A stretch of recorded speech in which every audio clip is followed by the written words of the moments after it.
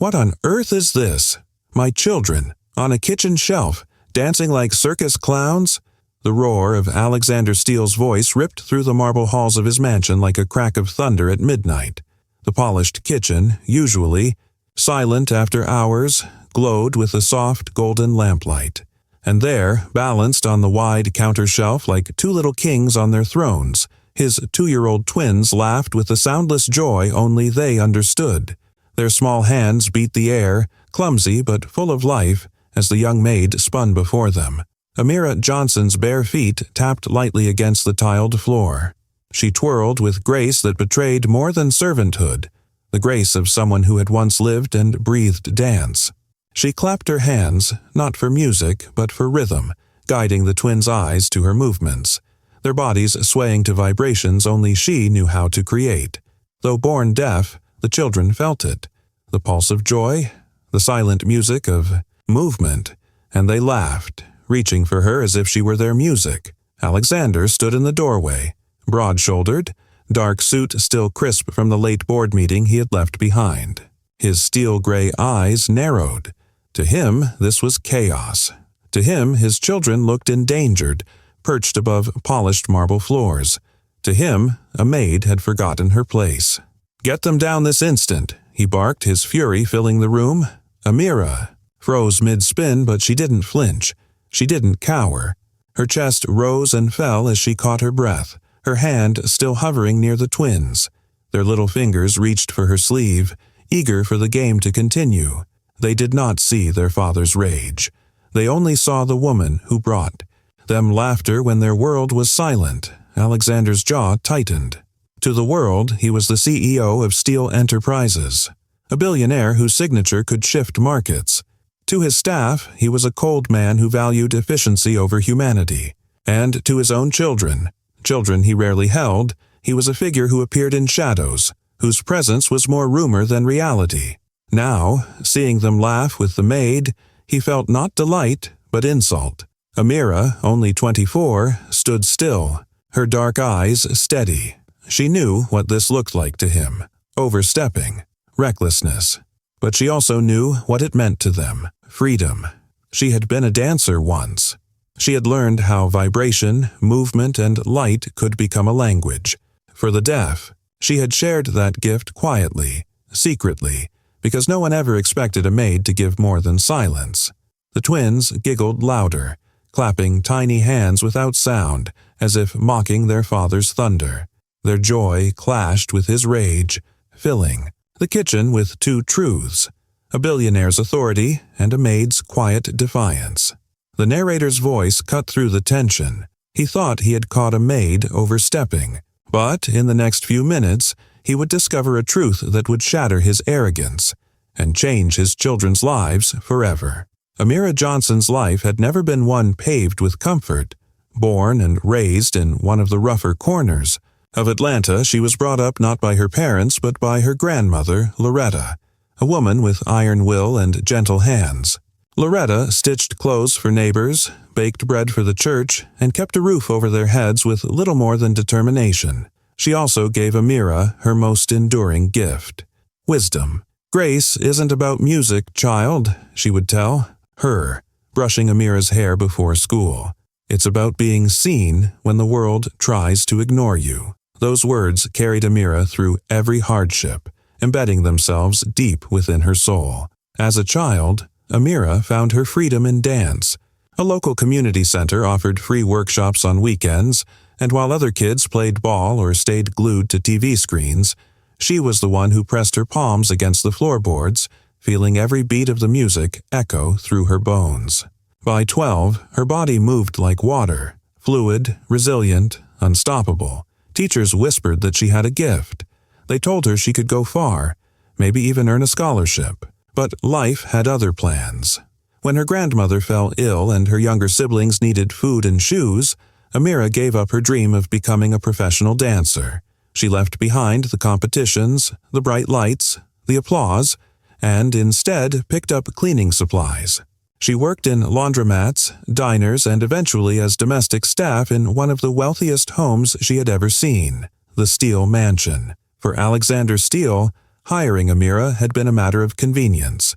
She came recommended, worked quietly, never complained, and blended into the background. To him, she was just another uniform, a moving shadow in the periphery of his empire.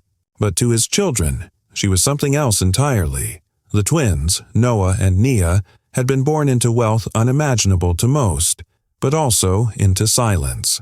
Profoundly deaf from birth, their world was one of quiet isolation, where other children bounced. To nursery rhymes they sat in confusion, watching lips move without meaning. Therapists had come and gone, some charging obscene fees, all offering theories and programs that did little to light the spark of joy in the toddler's eyes. Alexander, the powerful billionaire who dominated boardrooms, found himself powerless. Here, he stopped trying. He buried himself in work, publicly avoiding the subject of his children's deafness. Behind closed doors, he carried shame, not at them, but at what he saw as a blemish on his perfect legacy. But Amira never saw a blemish. She saw the possibility. While dusting shelves or folding linens, she watched the children curiously. When they clapped their hands against a table, it wasn't just play, it was their way of feeling rhythm through vibration. When they pressed their palms to the humming refrigerator, their little bodies swayed. Amira remembered her own training, her instructors who taught that dance was more than music. It was vibration, energy, motion. To her, the twins weren't broken. They were dancers waiting to be guided. Quietly, carefully, she began to teach them. At first, it was just clapping. She would place their tiny hands against her chest, let them feel her heartbeat, then mimic the pattern with taps on the counter. They would giggle, eyes wide, realizing they could feel rhythm. Then came movement, guiding their arms in little sways, showing them how their bodies could move with her. The laughter that followed was the kind no money could buy. In those small, secret moments, Amira found herself again, not just as a maid, but as a dancer, as a mentor, as someone who could bring joy to children the world had underestimated. And in return, the twins found something they had never truly experienced before: expression. The contrast was striking. Their father, Alexander, rarely saw them smile, rarely engaged beyond perfunctory nods or instructions to nannies. To him, they were delicate, fragile, defined by their condition. To Amira, they were vibrant souls discovering a different kind of music. While Alexander's world demanded perfection, polished in gold and marble, Amira's gift was showing the children that imperfection could dance. Yet, for all the joy these quiet lessons brought, Amira knew the risks. Staff were instructed to stay in their place. Anything beyond cleaning, cooking, and tending to the basics was seen as overstepping. If Alexander discovered her sessions, she could lose her job. And her job was her family's lifeline. Every paycheck paid for her siblings' school supplies, groceries, her grandmother's medication. Still, she couldn't stop. Every time she saw Noah's eyes light up when he spun, or Nia clap silently in rhythm with the fridge hum, she knew this wasn't frivolous. It was survival for them, a way to belong in a world that didn't understand silence. So she pressed on, guided by the memory of her grandmother's words. Grace isn't about music, child. It's about being seen when the world tries to ignore you. And though she didn't know it yet, her grace and the twins' laughter would soon collide with their father's arrogance in a way that neither the Steele family nor their empire would ever forget. Alexander Steele's voice boomed against the marble walls, sharp and unyielding, like a gavel slamming down in a courtroom. His children's laughter had been sweet, pure, but to him it was drowned beneath the thunder of his own fury. "What do you think you're doing? Are you insane?" he barked, striding across the polished kitchen tiles. His shoes clicked in, a hard, angry rhythm. He jabbed a finger at the shelf where his 2-year-old twins still sat, their little bodies trembling from the sudden shift in atmosphere. "Perching my children like ornaments on a counter? Are you trying to kill them?" Amira, breath stilling in her chest, immediately stepped forward. She lowered herself, kneeling on the cold floor, both to calm the children and to meet their father's storm head-on with quiet dignity. Her voice did not waver. "They weren't in danger, sir. she said gently, her hands resting in her lap. They were dancing. They were feeling joy. Joy. Alexander's laugh was harsh, incredulous. Is that what you call this circus? A maid spinning around my children like a street performer? This is reckless. Beyond reckless. You're finished here. Do you hear me? Finished. His words cut like a blade, echoing through the grand kitchen. From the doorway, a cluster of staff had gathered silently. Maids in pressed uniforms, the head butler with his silver hair combed back, even the cook who had come to put away late-night dishes, all stood frozen. Their eyes darted between Amira and Alexander. None dared speak, but their pity was written in the soft downturn of their mouths, the shifting of their weight. They had seen this before. Staff dismissed in an instant, livelihoods crushed by a billionaire's temper.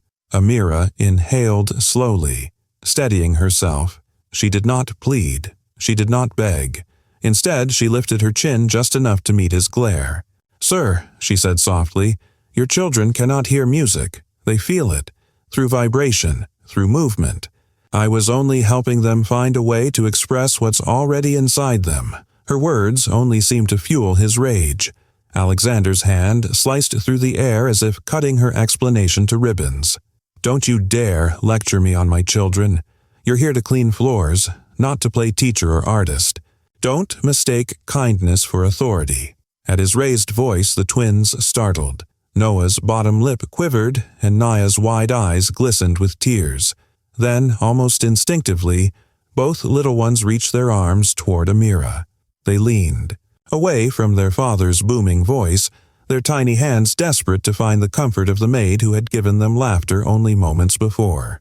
The sight struck the room like lightning. The staff gasped softly. The billionaire, who prided himself on control, was suddenly exposed by his own children's silent cry for someone else. Amira's expression softened as she extended her arms, steady and welcoming, though she did not move until Alexander allowed it. "They're frightened," she said calmly, voice trembling only with compassion, not fear. "Please, lower your voice. They can't hear the words, but they feel the anger. It shakes them." Alexander's jaw clenched, his pride clashing with the undeniable truth before him. His children had turned away from him, toward a maid. It was a wound he hadn't expected, and in his chest, something tightened. Something he didn't want to name. Behind him, the staff exchanged uneasy glances. The head butler leaned toward a maid and whispered, barely audible, "He doesn't understand. She's the only one who sees them." It was true. In that house of gleaming marble and gold, the twins had been cared for, pampered, and supervised by a small army of nannies and staff. Yet none had broken through the silence that bound their little world. None but Amira, who found music in vibration and gave them a language their father could not understand. Still, Alexander would not yield. His pride roared louder than reason. He scooped Noah off the shelf, handing him roughly to a nanny who had hurried in at the commotion. He lifted Nia himself, her tiny fists beating against his shoulder as she cried for Amira. His voice shook with restrained fury. "You're done here, Miss Johnson. Collect your things by morning." The staff flinched, their faces falling. They knew what this meant. For Amira, it was not just a job. It was her family's lifeline, her siblings' school books, her grandmother's, medicine, and now it was to be cut off, all because she dared to give 2 children a taste of joy. Yet Amira did not collapse. She did not cry. She rose slowly to her feet, her dignity intact, even as her heart pounded in her chest. Her grandmother's words echoed in her mind. "Grace isn't about music, child. It's about being seen when the world tries to ignore you." In that kitchen, under the cold stare of the man who signed her paychecks, Amira was seen, not as invisible staff, but as the only person who had managed to reach the hearts of 2 children born into silence. And though Alexander believed he was ending her role in his house, he was, in truth, setting into motion the moment that would unravel his arrogance and reveal just how blind he had been to the very thing his children needed most. Alexander's voice cut through the kitchen like a knife. His fury had not cooled. It burned, hotter, "Enough of this nonsense," he thundered, his grip tightening on his daughter's small hand as she squirmed. "Put them to bed now, and do not let me see this circus act repeated. Ever." The command echoed, final like the slamming of a door. Staff stiffened. Some lowered their gazes. The verdict seemed sealed.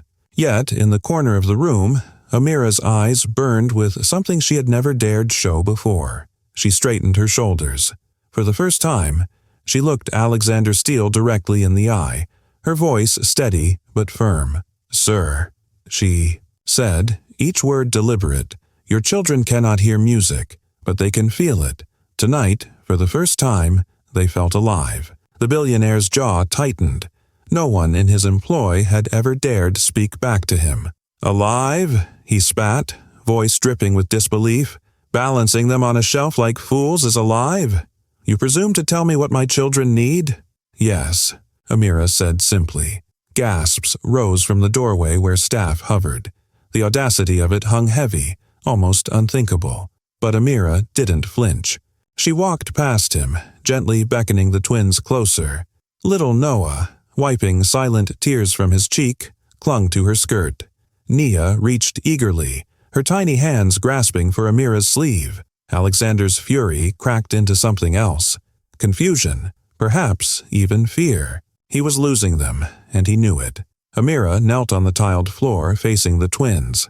"Come, babies," she whispered softly, though they couldn't hear. Her hands moved with familiar grace, gestures they had learned to watch. She guided their small palms and pressed them flat against the humming side of the refrigerator. The appliance purred faintly, vibrating just enough to carry a rhythm. The twins blinked, then widened their eyes as they felt it. Their tiny bodies straightened. Their lips curved into sudden smiles. Amira clapped her hands once, not for sound, but for movement. She spun slowly on her toes, her dress swaying, her arms lifting as though catching invisible music from the air. And then it happened. Little Noah clapped along, not to sound, but to vibration. Nia mimicked Amira's spin, her small arms lifting clumsily in delight. The twins swayed together, their movements jerky yet filled with radiant joy, following the rhythm of the fridge and the silent dance Amira painted for them. The kitchen fell utterly silent. The staff clutched their mouths, eyes wide. A maid whispered, awestruck, "They're dancing." Alexander froze. For the first time in years, he was speechless. His steel facade cracked as he watched the impossible, his silent children laughing without sound, moving in harmony to music that did not exist. His children he had avoided out of shame, hidden from the world as though their deafness diminished him, were glowing, alive in a way he had never seen. Amira's voice broke the silence, low and steady. "Deaf children don't need silence," she said, still guiding their tiny steps. Her words seemed to ripple through the room like a current. "They need to be shown the world still sings." The billionaire's chest tightened. The words pierced deeper than her defiance. His hands slackened at his sides. He could not remember the last time he had seen them so full of joy, or the last time he had tried to give it to them. Nia toddled away from Amira's side, her little steps uneven but determined. She tugged at her father's pant leg with surprising strength. Her tiny hand latched onto his finger, pulling him forward with childish insistence. Alexander froze, staring down at her. Her wide, eager eyes looked up, as if asking him to step into a world he had never entered. The room held its breath. Staff waited, hearts racing, as the powerful billionaire, feared untouchable, stood paralyzed by the simplest invitation, his child asking him to dance. Noah giggled silently from the fridge, his tiny arms clapping out a rhythm no one else could hear. Amira stood back now, watching quietly, her chest rising with both fear and hope.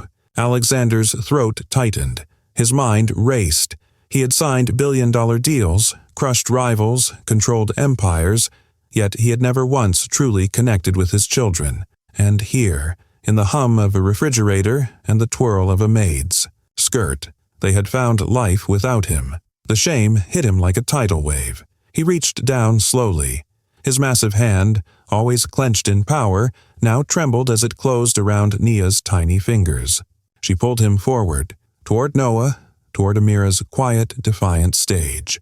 And for the first time in his life, Alexander Steele felt the weight of everything he had missed.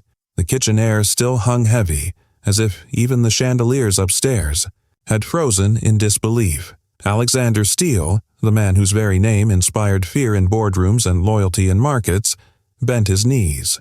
At first, it was almost imperceptible, an awkward shuffle of polished shoes on marble tile. But then, guided by the tiny tug of his daughter's hand, he lowered himself to her level. For the first time in his life, he wasn't standing above the world, he was inside it. His hands clapped, stiff and uneven, utterly out of sync with the rhythm Amira had created. Staff gasped softly.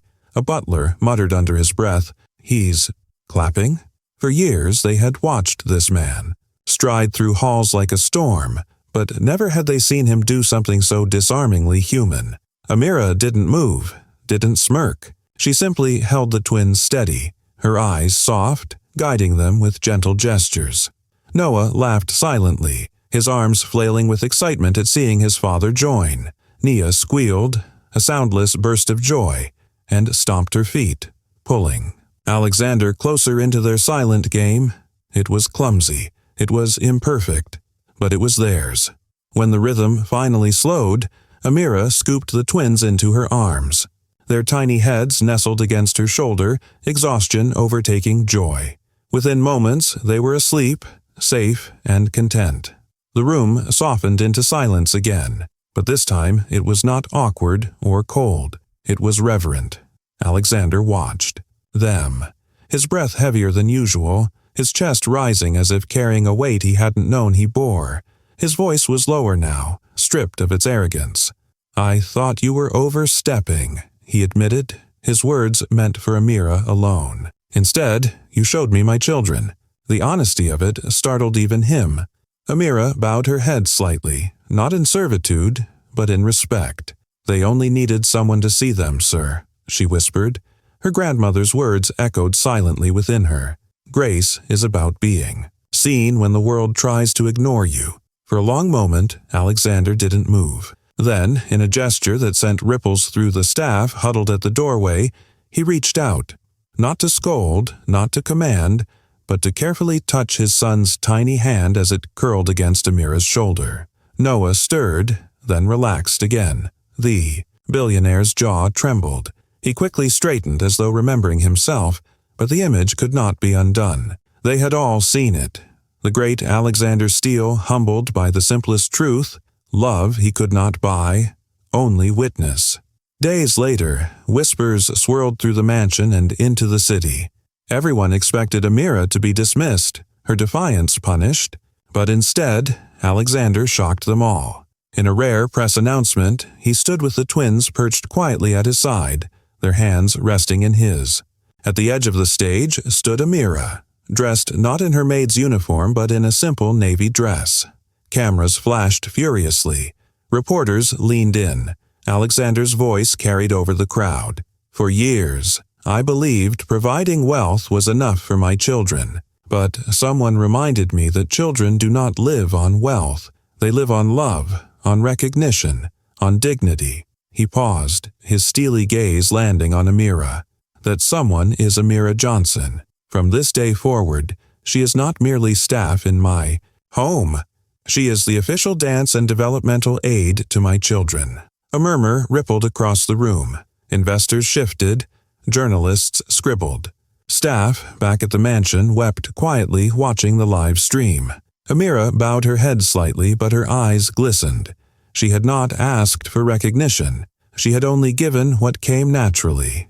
Yet here she stood, acknowledged not for her uniform, but for her gift, and beside her, the twins clapped their tiny hands, offbeat, as if to punctuate the truth. The rhythm of dignity had finally drowned out the thunder of arrogance. The night in the kitchen did not fade into memory. It rippled outward, reshaping lives, reputations, and even legacies.